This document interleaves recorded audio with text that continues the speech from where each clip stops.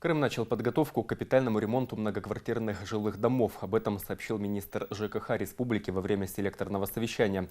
Его провел вице-премьер России Дмитрий Казак.